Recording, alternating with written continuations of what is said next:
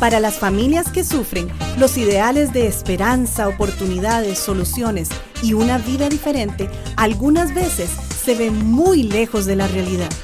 Levanta propone una solución alternativa a lo que hasta hoy se ha oído con relación a la familia, matrimonio e hijos azotados por la violencia doméstica. Hoy proponemos un camino más alto, uno que levanta a los caídos y oprimidos, dando voz a quienes no la tienen. Y ahora con ustedes, Levanta. Saludos muy cordiales de verdad a todas y todos que nos escuchan. Estamos en una semana más. La semana anterior hablamos acerca de un tema importantísimo que fue la codependencia, teniendo siempre el gusto de compartirlo con mi hermano y amigo Alonso Angulo.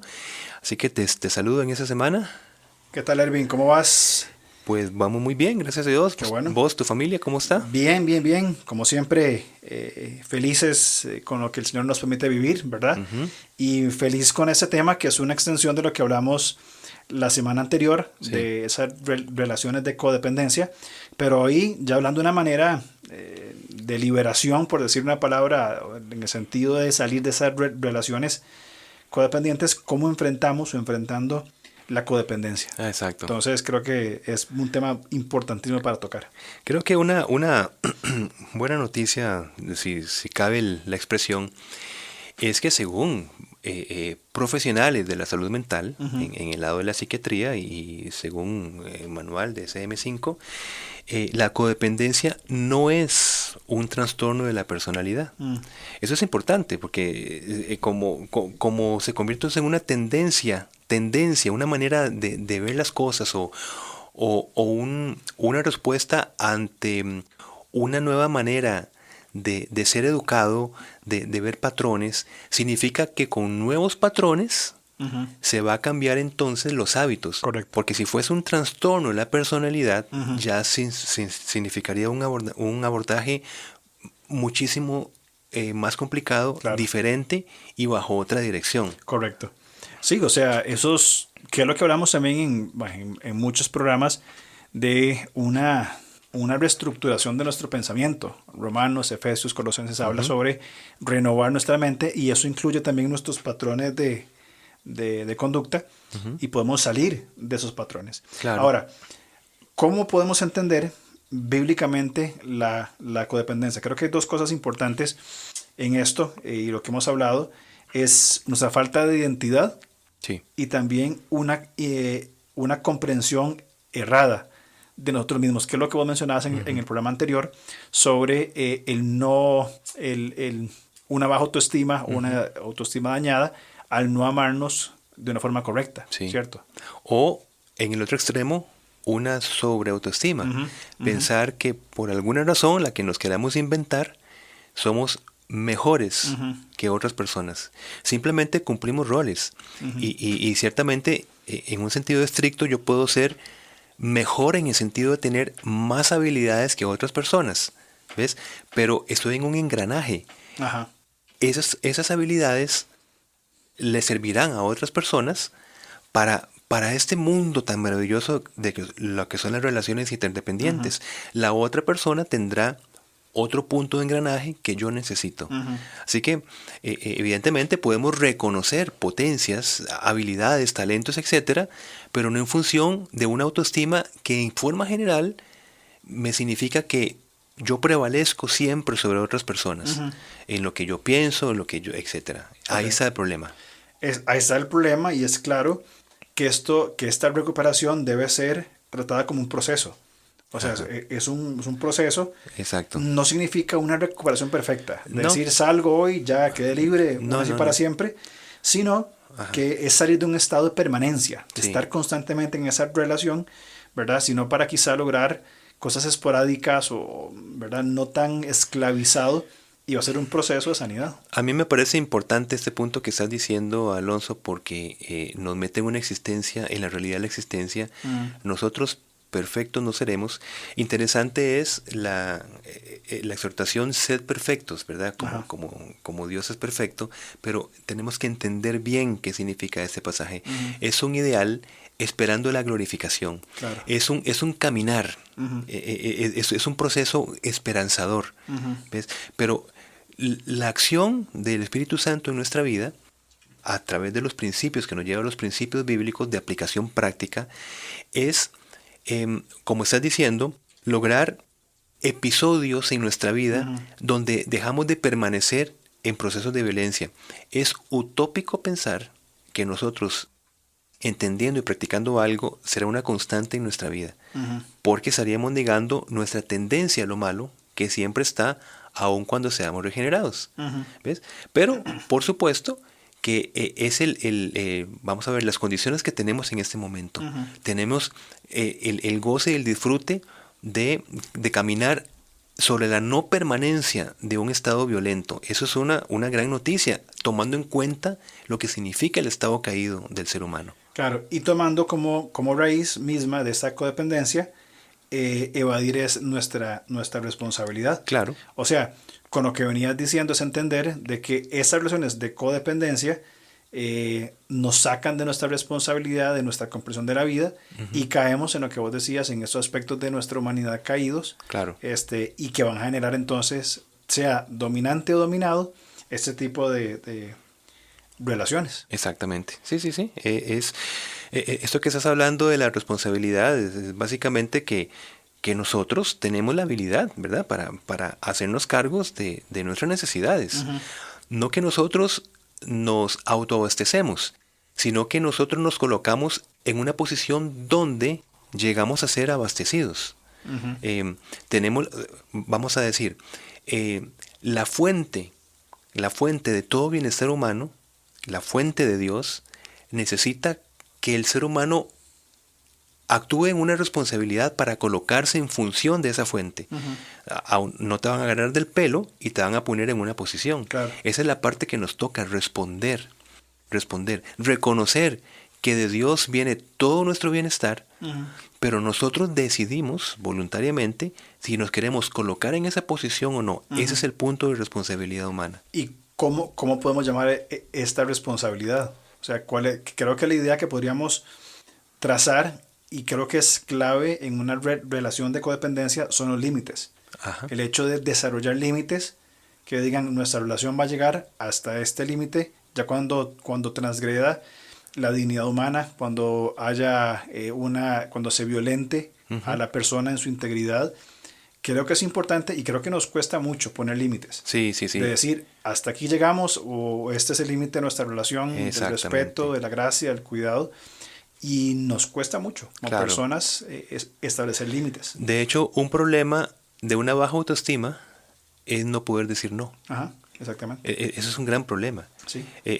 Mira, cuando vos tenés que expresar tus sentimientos, una persona con una buena autoestima los expresa adecuadamente, se expresa, sabe identificarlos y sabe compartirlos.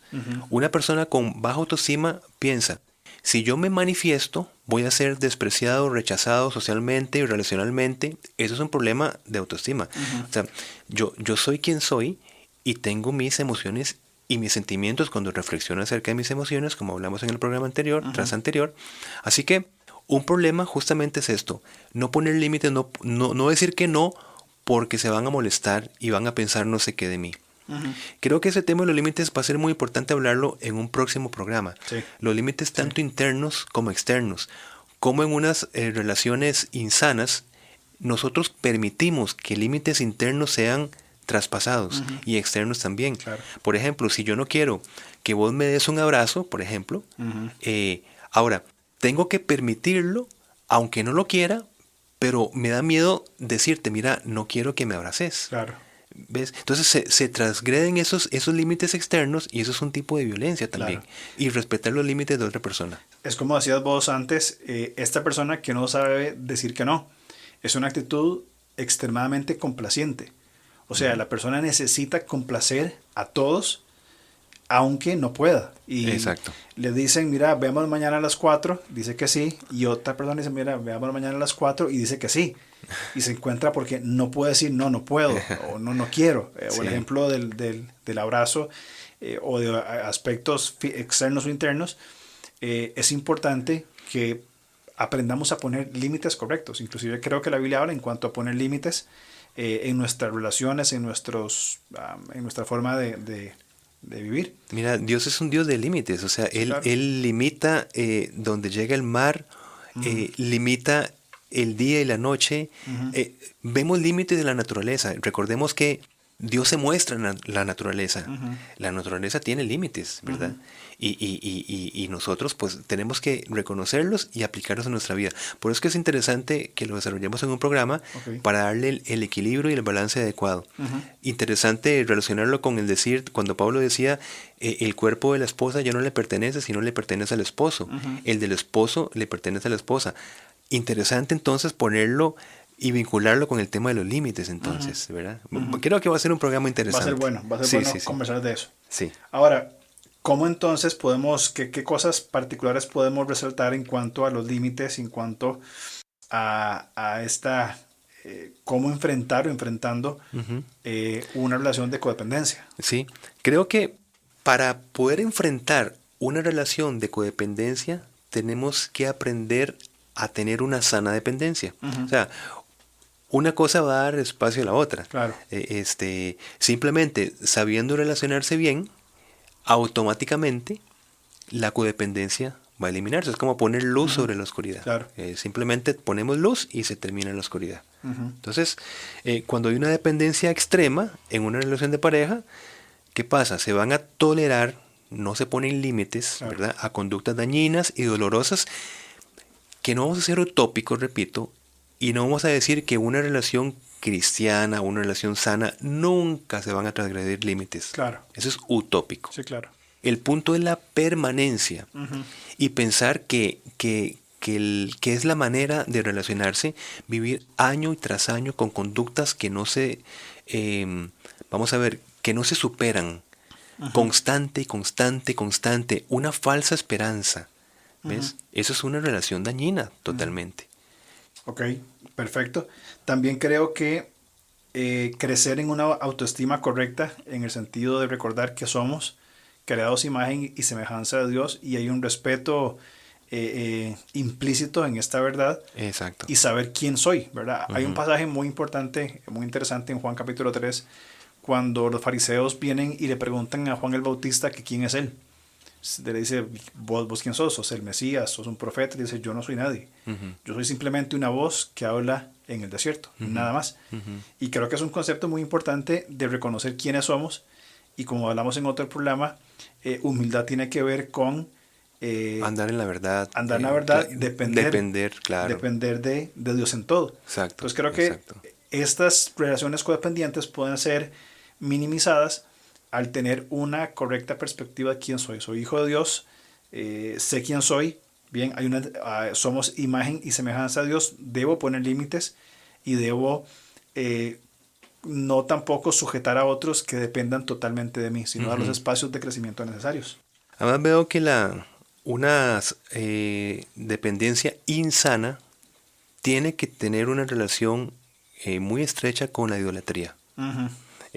¿Por qué? Porque cuando nosotros depositamos, ¿verdad?, nuestra extrema confianza, nuestra seguridad, nuestra provisión, cuando se tiene el temor de hablar en contra de una relación o en contra de una persona, la estamos idolatrando.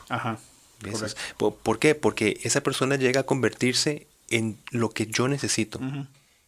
Donde la palabra de Dios, por supuesto, nos aclara que la provisión completa, el Señor es el proveedor en todas las áreas de nuestra vida, cualquiera. Pero cuando hay un sistema de idolatría, ¿verdad?, a pesar de que Dios dijo, no tendrás dioses ajenos delante de mí, Éxodo 23, existe esta cuestión de que yo sin esta persona no puedo vivir. O yo sin esta persona no voy a tener provisión. Ahí se está anteponiendo un ser humano por encima de que Dios es proveedor y sustentador en todas las áreas. Claro. Sí, y esta idolatría se construye, y creo que es muy importante esto que estás mencionando, porque se construye en cualquier dirección de las relaciones, sea un esposo con la esposa o al revés, sean padres con los hijos o al revés, una dependencia de que si no está, estoy perdido. Ujú. Y es un ídolo. La persona depende de lo que el otro piense, diga o sienta. Correcto. Y el que está en esta posición de dominante también depende de lo que la otra persona esté siendo dominada. Y hay una relación idólatra, ídolo, Sí. ¿verdad? Que nos lleva hacia pues una vida esclavizada en ambas Claro. direcciones, ¿verdad? Sí, sí, sí. Por eso la necesidad de crecer en una sana autoestima. Correcto. En una valoración de sí mismo. Y no le tengamos miedo a esos conceptos, ¿verdad? Ujú. Sé que hay perspectivas que no toman en cuenta un balance correcto cuando dicen valórate a ti mismo, Ujú. cree en ti mismo. Sí. Como es, por ejemplo, la postura de la gestal y otras tendencias pues, de la psicología, llamémosle contemporánea.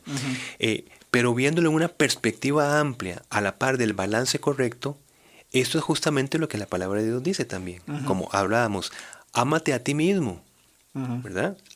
Amarás al prójimo como a ti mismo. Ujú. No te vas a amar en vez de ti mismo. Claro. Como un sentido equivocado pues, de darse a los demás, ¿verdad? Jesús en su ministerio terrenal buscaba su espacio y su momento y decía, bueno, ese es el tiempo para orar, es el tiempo para llevarme a mis discípulos, pero la necesidad está en las multitudes. En este momento nos vamos y nos retiramos. Claro. ¿Ves?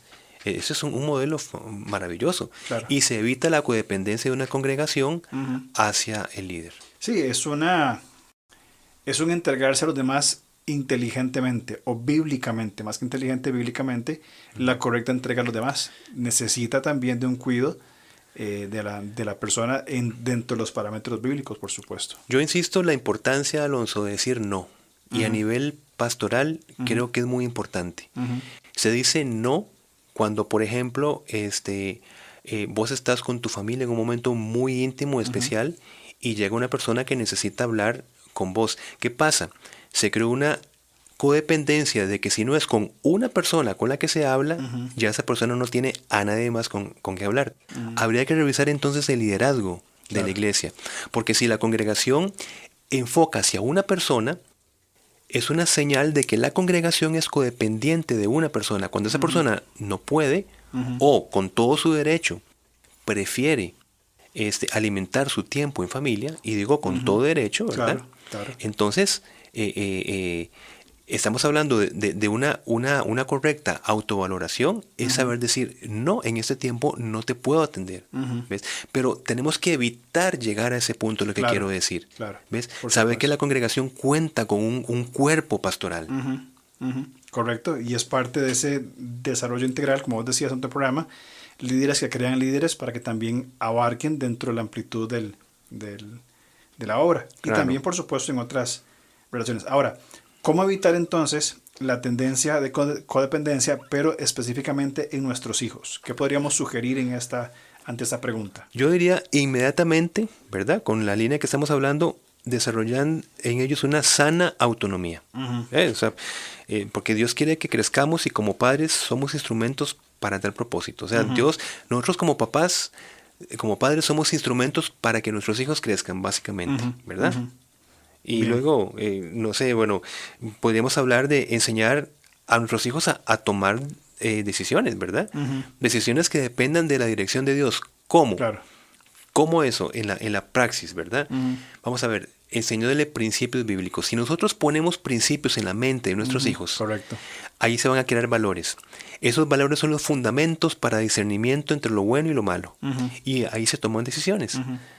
Básicamente, Dios quiere que tomemos decisiones. Dios quiere, inclusive te puedo decir, que nos equivoquemos. Ujú. No le tengamos temor al Exacto, fracaso. Exacto. Así que no procuremos que nuestros hijos tomen siempre decisiones correctas en el sentido de que no van a fracasar. Ujú. Más enseñanza puede haber en una decisión que involucre fracaso para aprender Claro. que la experiencia de decir que la persona se equivoca y menospreciar el fracaso. Claro. Inmediatamente como padre decir, no te preocupes, Ujú. no tomes en cuenta esto, seguí adelante. ¿Sabes qué? Hay que tomar en cuenta para ocuparse qué fue lo que pasó, porque ahí hay un aprendizaje. Sí, claro. Algunas veces es importante en la medida de la seguridad de nuestros hijos, sabiendo que se van a equivocar, dejarlos equivocarse. Exacto. Y digo, o sea, en cosas que no van a hacer, que no los van a lastimar profundamente, ¿verdad? En decisiones de juguetes, de cosas, pues, que no los van a herir, pero sabemos que se van a equivocar, pero insisten, ok, dale, equivócate, no hay problema. Se va a equivocar y va a tener que aprender a lidiar con la frustración de haberse equivocado y aprender a partir de eso. Por eso también podríamos mencionar de enseñarles desde pequeño a tomar decisiones cotidianas. Sí. La ropa que se van a poner, correcto, la comida que van a pedir. Claro. Así que es importante. Nosotros en nuestra familia tenemos una dinámica los domingos. Es que una persona elige qué vamos a comer y qué película vamos a ver. Qué bueno. Entonces, excelente. Vamos rotándonos, ¿verdad? Pero hay uno que siempre lucha con complacer a los demás. Entonces busca ahí, ¿verdad? Y no, pero es que yo sé que a vos no te gusta. Es tu día. Vos eligió hoy, pero es que yo quiero comer. ¿Por qué quieres comer vos? Pollo. Va, listo, ya está, salió. Entonces, pero lucha. Y se genera o podría generarse esa relación de codependencia. Claro. Es decir, yo quiero comer pollo, pero como sé que a mi hermana no le gusta, entonces voy a pedir otra cosa. Se genera. Correcto, pero qué importante es tu decisión. Sí. Toma la voz. Muy bueno. Y me gusta lo que usaste en decisiones cotidianas, porque esto que estás poniendo, vamos a ver, puede ser algo que no afecte tanto, ¿verdad? Claro. Yo quería comer tal cosa, pero como tal cosa. No se va a acabar el mundo por esto, pero va dando un patrón pequeñito que luego va dando una estructura mental importante y donde se va a proteger en contra de la codependencia. Es decir, con lo que hablamos en el programa anterior, estar siempre procurando desmedidamente el bien de los demás a costa también de nuestro espacio y nuestras necesidades. Ahora, en el balance adecuado, ¿verdad? Sí. Porque justamente ese es el modelo de Cristo, darse a los demás, pero no en función de destruirme a mí mismo. Exacto, exactamente. De acuerdo. Otra cosa también que es importante en relación con lo que hablamos es permitirles que experimenten las consecuencias de las malas decisiones. Claro. Un error que cometemos los padres es querer eximir a nuestros hijos del sufrimiento y el dolor. Correcto. Y creo que tenemos que dejar otra vez en la medida de lo sano y no poner en riesgo su vida ni eventos traumáticos, dejarlos que se equivoquen. Sí. Me acuerdo con mi hija mayor, hace años, tenía ya 3 o 4 años, que quería mojar una plasticina. Y papi, no porque se va a dañar, no porque se va a dañar. Entonces al final insistía, ¿no querés hacerlo? Bueno, dale a hacerlo. Fue, la mojó y se dañó, se puso a llorar y listo, o sea, claro, ya está. Sí. Entender lo que implica, tomaste tu decisión, te equivocaste y ya está. Entonces, dejarlos que sufran en un buen sentido, sí, en un buen ¿verdad? sentido, claro. Sin un daño mayor, una plasticina, un juguete, qué sé yo, una comida, por ejemplo, los va a hacer entender, bueno, voy a pensar que tengo mis decisiones, me puedo equivocar o puedo acertar. Y vos sabés que yo sumaría a esto el tiempo de reflexión del error. Porque nosotros como papás estamos deseando, por ejemplo, sí, que se ejecute la consecuencia de un error, perfecto. Pero inmediatamente llegamos con la solución. Entonces podemos decir, sí, yo dejé que mi hijo, que mi hija se equivocara.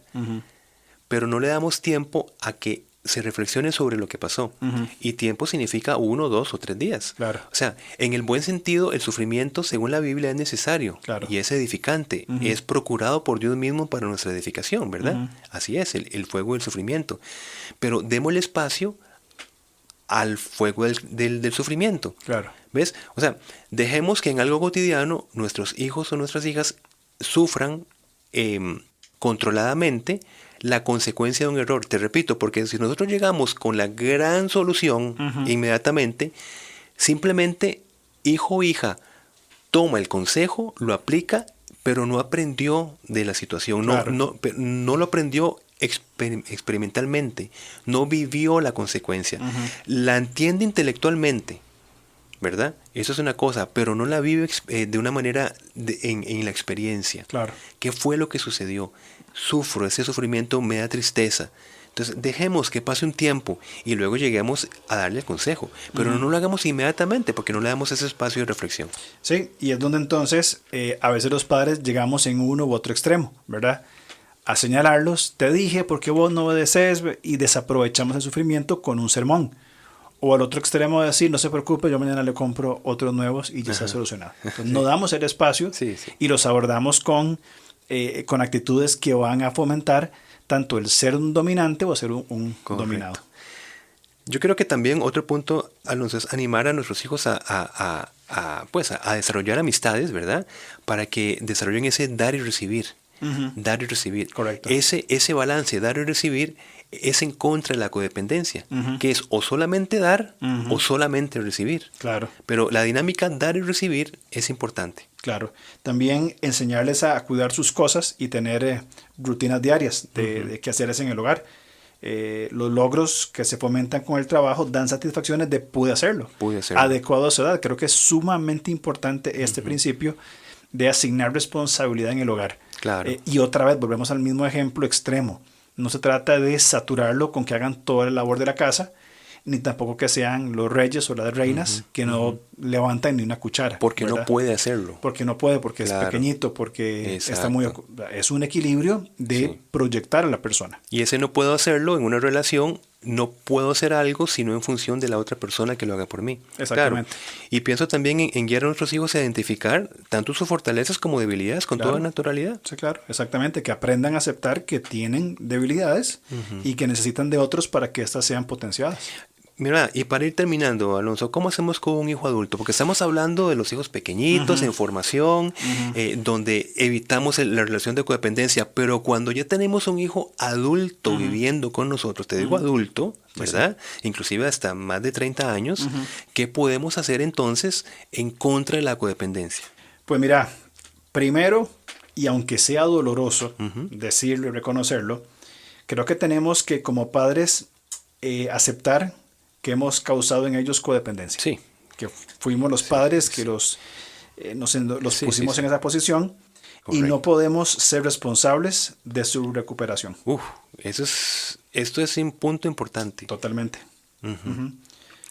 Y creo también que algo que podríamos hacer por nuestros hijos adultos es recuperarnos nosotros mismos. O sea, dejando que ellos mismos ejerzan libertad, responsabilidad de vivir sus propias vidas. Son personas, como te decías, de 30, 40.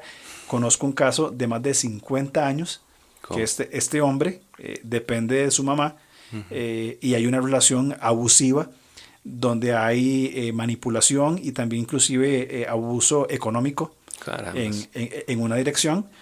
Y si uno se vuelve hacia atrás a ver todo el patrón, es una relación de codependencia lamentable y triste en ambas partes, ¿verdad? O sea, lo que estoy entendiendo, lo que estás explicando, es que para poder ayudar a un hijo codependiente, el que tiene que cambiar, en este caso, es la mamá o el papá. Correcto. Decirle, papito, hasta aquí llegó.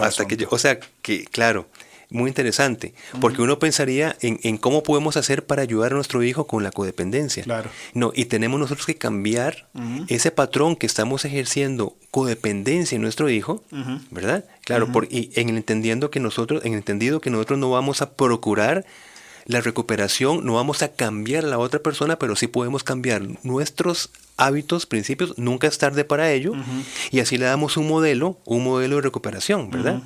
Claro. Pongámoslo con otras palabras. ¿Somos nosotros o son los padres los que tienen que cortar el cordón umbilical?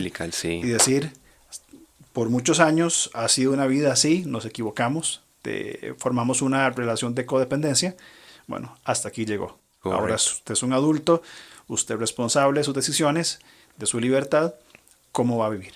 Sí. Y lamentablemente creo que se repite mucho estos patrones de codependencia en padres e hijos. Sí. Y se ven mucho en hijos adultos. Correcto. Que dependen en todo, ¿verdad? Y donde los papás, pues, o son esclavos de los hijos o los hijos esclavos de los padres en ambas direcciones, y eso evidentemente es totalmente nocivo.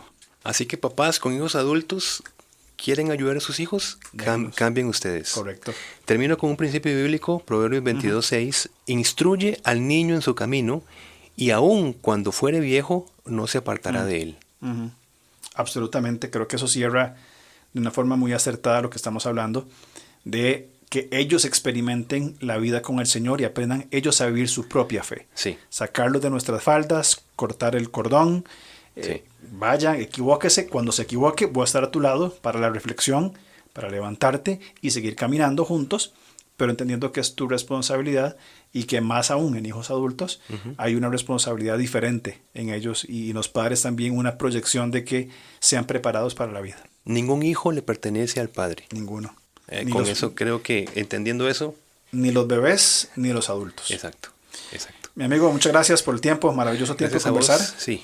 Y bueno, una vez más, les recordamos que tenemos nuestras redes sociales, tanto en Facebook como en Instagram, nos pueden seguir, LevantaCR, y ahí o en nuestra página web también, levantacr.org, están todas nuestras redes, contactos. Y blogs se el están blog, escribiendo. Sí, estamos con blog, con podcast, así que contáctenos, escríbanos, háganos preguntas, critíquennos también, eso es maravilloso poder conversar en esa línea, Sí. y así que estamos abiertos para conversar. Correcto, pues de verdad muchas gracias. Gracias Linaje Producciones, a Gilo como siempre. Y nos vemos la otra semana si Dios nos permite. Así nos vemos, muchas gracias. Chao. Nos vemos.